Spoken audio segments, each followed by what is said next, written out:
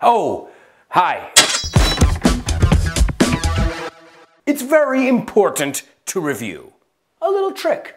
Un truquillo. A little trick. Cuando usamos el just, cogemos la T y lo añadimos al verbo. Escucha. I've just eaten. No eaten, pero eaten. ¿Ves? La T lo ponemos con el otro, con el verbo. I've just eaten. Acabo de añadir. I've just added.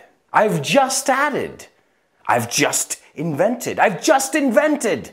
Acabo de inventar. I've just invented. I've just earned.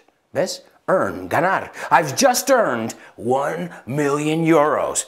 I've just earned 1 million euros. ¿Ves? La T va con el verbo. That's right. It's a little trick, un truquillo, that can help you improve your English. I've just taught you something very important.